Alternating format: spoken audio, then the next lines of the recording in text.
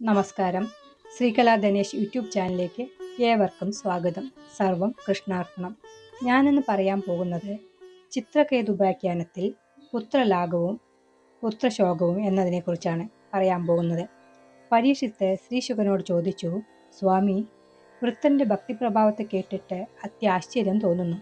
ലോകത്തിലുള്ള കോടാനുകോടി ജീവരാശികളിൽ മനുഷ്യർക്കു മാത്രമേ വിവേകമുള്ളൂ. അവരിൽ 1000-ൽ തത്വജ്ഞാനിയായി ഭവിച്ചേക്കാം.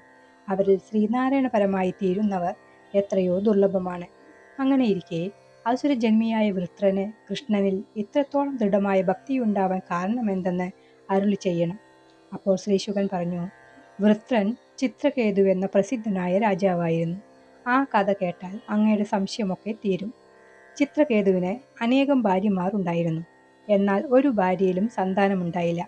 അത് അദ്ദേഹത്തിനെ വളരെയധികം വേദനിപ്പിച്ചു.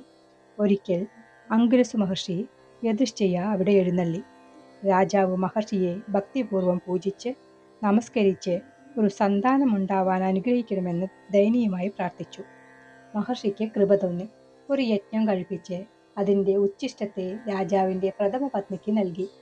ഒരു പുത്രൻ ഉണ്ടാകുമെന്നും തന്മൂലം സന്തോഷവും സന്താപവും ഉണ്ടാകുമെന്നും അറിയിച്ചിട്ട് മഹർഷി യാത്ര പോയി. രാജ്ഞി യഥാകാലം ഒരു പുത്രനെ പ്രസവിച്ചു. രാജാവിൻ്റെ സന്തോഷം എന്തെന്ന് പറയട്ടെ. രാജാവിന് പുത്രനിലും അവൻ്റെ മാതാവിലും സ്നേഹം അനുദിനം വർദ്ധിച്ചു വന്നു. അതോടൊപ്പം മറ്റു പത്നിമാരെ മുമ്പത്തെ പോലെ ആദരിക്കാതെയായി. തന്മൂലം അവർ തങ്ങൾക്ക് സന്താനമില്ലാത്തതുകൊണ്ട് രാജാവിൻ്റെ അനാദരം കൊണ്ടും പരിതപിച്ചു. ആ ദുഃഖം വർദ്ധിച്ച് സപത്നിയോടും പുത്രനോടുമുള്ള കടുത്ത വിരോധവും അസൂയയുമായി പരിണമിച്ചു. സൂക്ഷ്മ ശരീരത്തെ കാർന്നു തിന്നുന്ന ഒരു മഹാരോഗമാണല്ലോ അസൂയ. അവരുടെ വിചാരശക്തി നശിച്ചിട്ട് ഒരു ദിവസം രഹസ്യമായി രാജകുമാരനെ വിഷം കൊടുത്തു കൊന്നു. പുത്രൻ മരിച്ചപ്പോൾ മാതാവും പിതാവും ഹൃദയം തകർന്നവരായി ദയനീയമായി വിലാപം തുടങ്ങി. ബാലകാദികളായ രാജ്ഞിമാരും ആരും സംശയിക്കാത്ത വിധത്തിൽ ചുറ്റും വന്നിരുന്നു. കള്ളക്കരച്ചിൽ നടത്തി. രാജ്യമാസകലം ദുഃഖസാഗരത്തിൽ മുങ്ങി.